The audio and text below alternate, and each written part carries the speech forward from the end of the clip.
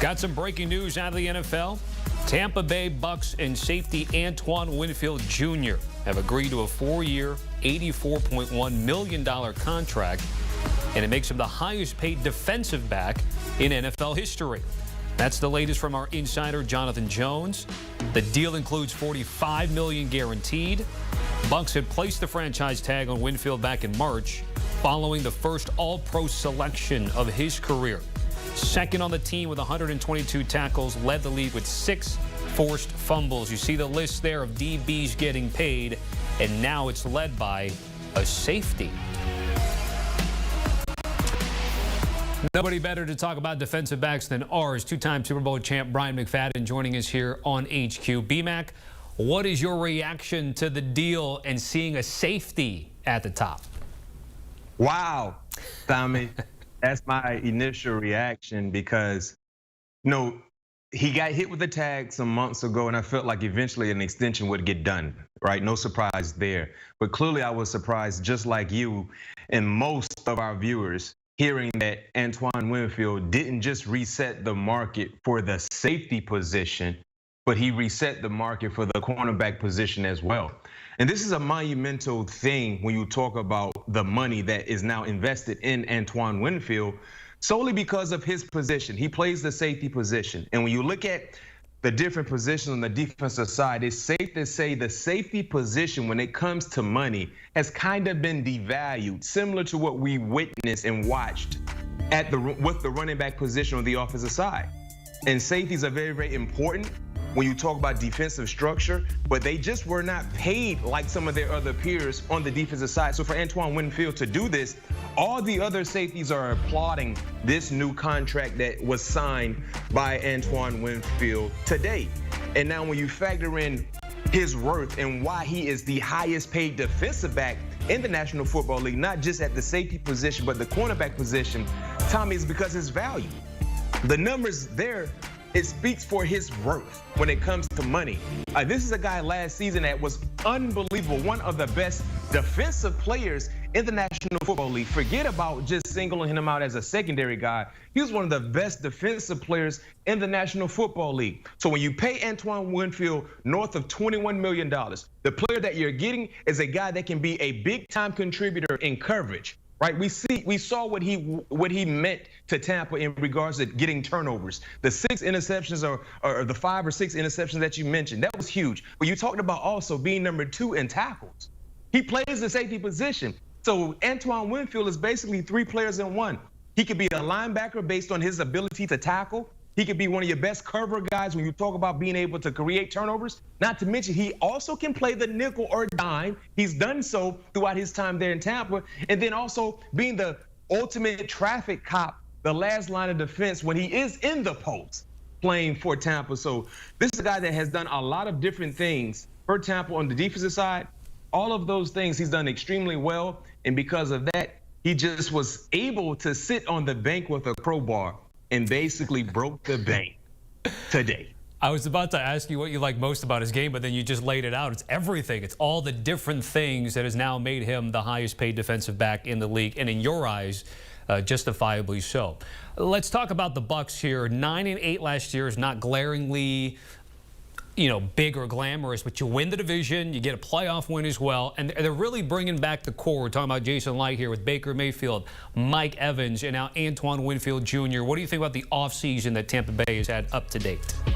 Offseason has been pretty stout for Tampa, and when you talk about the money, right, you had some guys that were clearly, there were some unknowns with them when it comes to the future with this organization. You were able to sign Baker Mayfield, huge, important factor. You were able to sign Mike Evans, another important factor offensively in totality with his leadership. And then you brought back Antoine Winfield Jr. today. And don't forget about Levante David as well, right, Tommy? They signed him to a 1-year deal, if I'm not mistaken.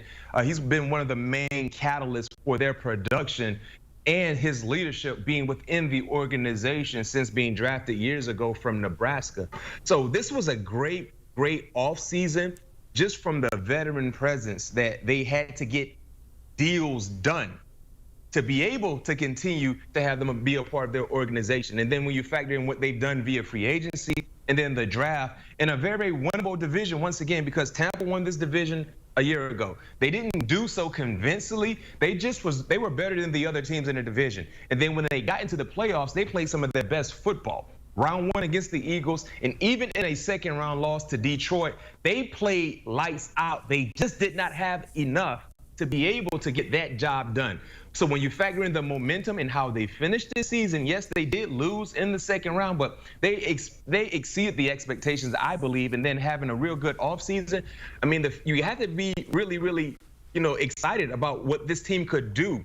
Born good health, staying focused and staying dialed in, and under the tutelage of Coach Bowles, who's done a real good job, keeping these guys focused. As of today, I'm just pinning you on today, you like Atlanta more or Tampa Bay more? Wow, as of today, that's a heck of a question. I'll say this, and there's a lot that can happen between now and the first week of the NFL season. But I'll go Tampa right now, and I give Tampa the edge, Tommy, because I've seen them do it. I've seen this group of guys that's down in Tampa do it. And I'm not talking about the championships with Tom Brady, because Tom is long gone. Even though you still have some of the key guys still there in the locker room, like a la Antoine Winfield Jr., Chris Godwin, Mike Evans, right? But the guys that we saw a year ago, the majority of those guys, they're still there. They got the job done last year. With Atlanta, you have a new coaching staff that I believe in. I believe in Coach Raheem and his staff. New quarterback, new personnel. We just haven't seen them do it yet. Right, we haven't seen them do it. How long will it take for Kirk Cousins to establish chemistry? Establish the continuity amongst his offensive teammates. The same can be said with this new scheme defensively. These guys got to really get adjusted to sooner than later. So that might take some time for Tampa. Man, they just got to keep the ball rolling. They got to pick up right where they left off at, in Detroit, and good things will happen. So I give Tampa the slight edge right now, but I'll tell you this much. I do believe Atlanta will be a more entertaining, more consistent team. They're highly talented.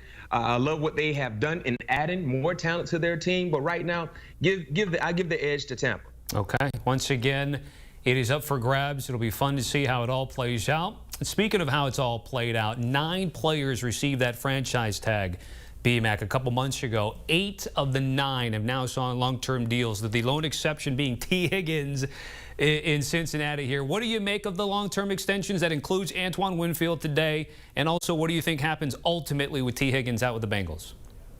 Man, job well done for these organizations, Tommy, because the franchise tag is a tag that most players do not like. And the organization, they utilize the tag to buy themselves time, like we've seen throughout the deals that have gotten done over the last few weeks and months. So this was a plus for these organizations to find a way to get a deal done to, satisfy and give these guys that are deserving nice extensions. Now, in regards to T. Higgins, do I expect to see a deal get done with T. Higgins? No.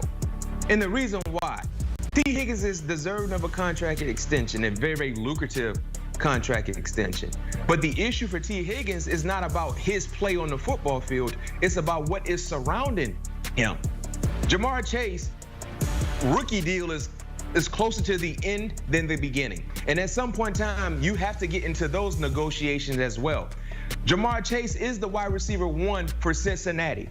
And not saying that T. Higgins is not a wide receiver 1, but Jamar Chase is just that dude. And Jamar Chase is going to get whatever it is he's asking for. So do I think it's doable for Cincinnati to be able to pay 2 wide receivers premium top dollar? I don't know. I don't think they can get that done. And that's the reason why I don't expect to see an extension happen for T. Higgins unless he's willing to take less than what his market is saying he is worth. I don't know if he's willing to take less. Only T. Higgins and his representatives know that answer. But if I giving you my assumption, I think T. Higgins is trying to get every dollar that's there for him based on what he's done while playing football. And that puts the Cincinnati Bengals in a very, very difficult spot money-wise in regards to who to allocate money to, knowing that Jamar Chase is going to be coming up soon for a new contract as well. And also Trey Hendrickson asking for money. The Bengals have not 1 but 2 publicly players, I should say, wanting to get those deals done. That's our Bryant McFadden with the breaking news. Again, Antoine Winfield Jr., the highest paid DB in NFL history. Here's a look at the odds to win the NFC South. Again, the Falcons are the betting favorite. The Bucs are right there at just under 3-1. I had mentioned 8 of the 9 tag players. Again, Kyle Duggar, transition tag, also got that deal, so that's why you didn't see it on that graphic there. But again, July 15th will be the deadline day for the franchise tag for T. Higgins. We'll be keeping tabs on that and any new information that comes out league-wide right here